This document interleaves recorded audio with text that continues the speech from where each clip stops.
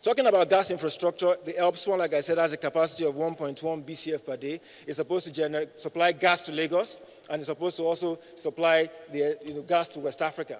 Now, on a good day, if we had 1 BCF per day given to gas, to power, will generate 4 megawatts. But you and I know that in Lagos, we're struggling to even get to 1 megawatt, and that's because that line is constantly being vandalized, and also because that 1.5 BCF per day, even if it was available, we have to share with Ghana, we have to share with the people producing cement and so on. So there's a planned near-time infrastructure, ELPS 2. It doesn't give us comfort because it's just, when they say they are looping the line, all they are doing is laying another pipeline along the same right of way to Lagos, and the same issues with vandalization are still going to be there. We spoke about the fact that there's limited infrastructure to gather stranded gas offshore, and the fact that the volume and pressure on the pipeline keeps going up and down, which is not good for people who need to use it at the bottom, at the end of the day. Again, I'm going to try and skip the recommendations and just move on to how do we manage transition issues. This was a big plenary that we had yesterday morning, and we had many speakers, including 2 speakers who, video conferenced in. And the key thing was that political will and trust between government and the people is very important. Clearly, in Nigeria, we've now taken the big step of privatizing, but the discussion around constant education of the people came up, because right now, people think that once you privatize the sector, the power is going to be available. There's a need for constant communication so that the people will understand that this is going to take time, and it's going to take some time before we sort out all the issues along the line. The other issue that came up here is that it's very important for us to look at the financial strength and viability of the new operators. It's an open secret in Nigeria that most of the new companies that have been privatized have really been on the back of bank debt. There's very little equity in those transactions. And given the fact that gas is not available readily, given the fact that the infrastructure is aged and so on, there are concerns around the financial stability and strength of these organizations, and some discussion around creating a window in CBN to help manage this was also discussed. So there's a big issue around how do we finance this turnaround, which has not been discussed, and which obviously is one of the things we need to focus our minds on as a private-public sector group looking at this. How do we make sure that the regulation or the privatization subsists and there are no issues going forward? Big issue for us all to look into. We spoke about change management, which is really about communicating and carrying the people along and programming the things that need to be dealt with. This is a big area. And I think the other issue that we spoke about was the fact that the regulatory framework needs to be very dynamic. I think everybody agreed that the NERC has done a good job so far, but there's still a lot more work to be done if we're going to be successful in this whole journey as we move along.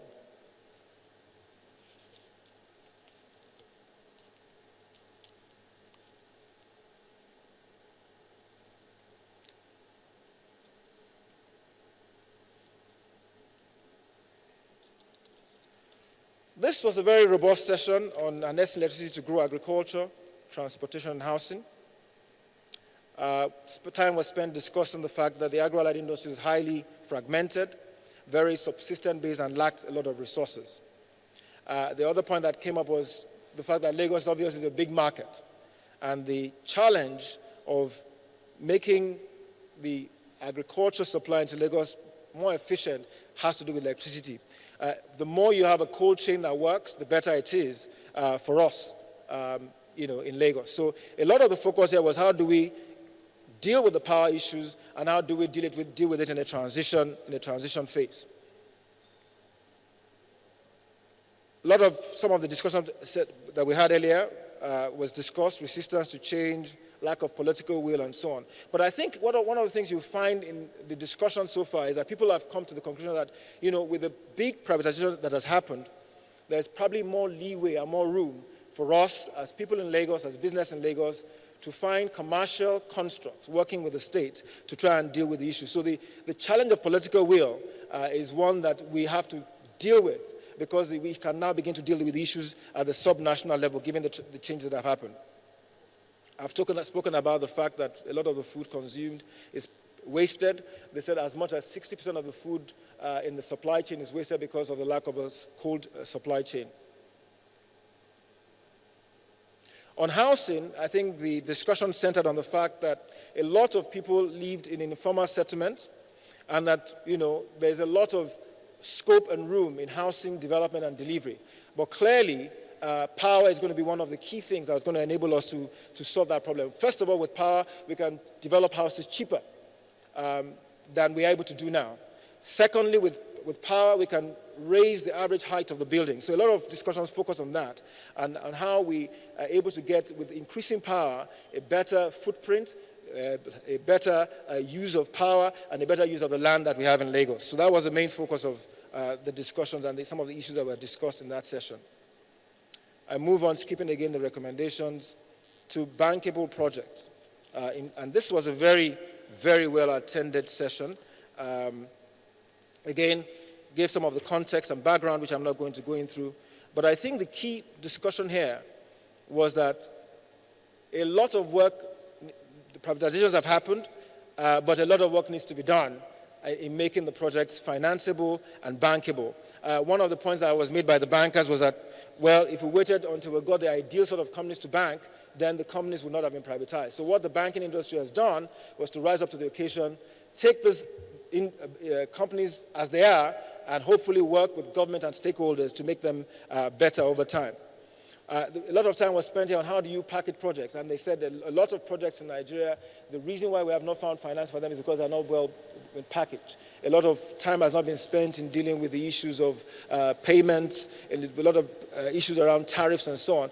And I think one of the things that kept coming up there was that we have to look at every element of the supply chain, and we have to have enough tariffs to be able to pay for the supply chain, every element of the supply chain. So appropriate pricing and risk mitigation was a major area of discussion. There was a bit of discussion between the audience and the presenters. But I think the key thing was that was said that if you look at the price we pay today for diesel-generated power, and we look at the price that we pay even if we get, expensive gas in, there's still a lot of room, and people should not be stuck on tariffs, but should be stuck on sustainability of the industry. And therefore, I think there's a clamor going on that the tariffs that we have in the MITO are probably too low, given the state of the industry that we have today.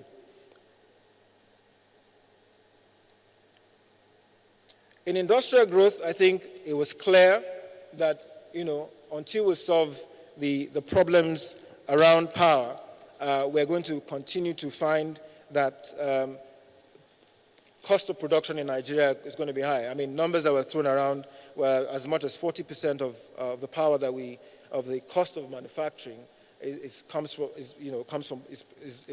power generation, and that in other countries you see that's supposed to be between 5 and 10%. People talked about the fact that, given this fact, the lack of low interest funds for private sector was a problem. They also spoke about the fact that until we have enough gas in this region itself, not only will power suffer, but even associated industries, petrochemicals and so on, will have a problem. Again, the issue of tariffs was spoken about, and I think there was a general consensus that, the tariffs from the public power is lower, but because it's unreliable, nobody uses it. That it was better to have a tariff that was higher if the supply was higher. Again, there was also talk about inadequate infrastructure in power supply, and that even if you brought power to Lagos today, you have to deal with the issues of the local reticulation infrastructure, issues that have to do with the lack of investment in the infrastructure over the years.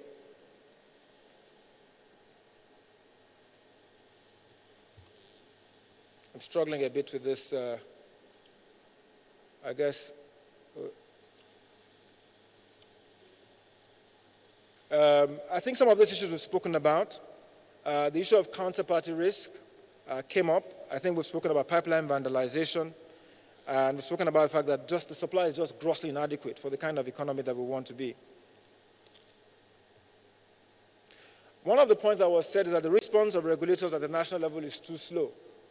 And I think this is one feedback that we'll take back to NERC. I think that NERC has done the best. They've been doing fairly well, but I think people feel that the response is too slow. But like I think the Commissioner Ekpo said, the issues are myriad, and we need to be careful that we don't stumble as we try and accelerate over time. Can somebody please help me? Okay.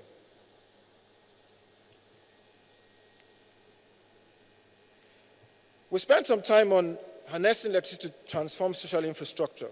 And this was a session that had various sort of stakeholders, education. It had people in water supply. It had people focusing on software and human capital development. And this was a very wide-ranging discussion. But I think the main one I like to focus on is human capital. And I think a lot of time was spent on the fact that, yes, electricity is important for human capital development, but we cannot wait until it's perfect. And that a lot of work needs to be done around educating our people and our children, and even adults. I think Professor Molewa spent some time talking about adult education and how the use of new technologies, electronic technologies, should be encouraged even before power becomes stable.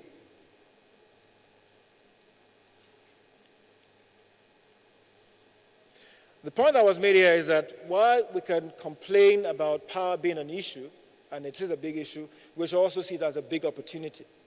A big opportunity for us to build a world-class infrastructure to leapfrog using new technologies, and that we should see it more as an opportunity than as a weakness as it is now. It is a weakness, but because we have an opportunity to recreate an infrastructure that is going to be brand new, essentially, we should take the opportunity to build, a brand new infrastructure that helps and that can leapfrog in various ways. I think we had the benefit of having Lazarus Angbazo, GE CEO for Nigeria, take up this area. And I think the point has been made earlier that the biggest challenge we have today is human capital. And that even as we transform and we reform this power sector, one of the big challenges we're going to have is where are the people that are going to run the new sector.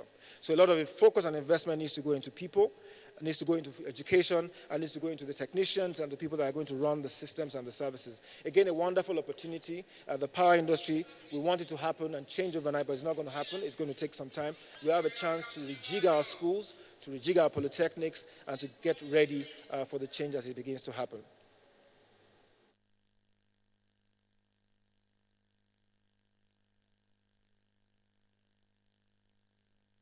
Right, you're still watching the live coverage of the 7th Lagos Economic Summit tagged EHIINGBETI 2014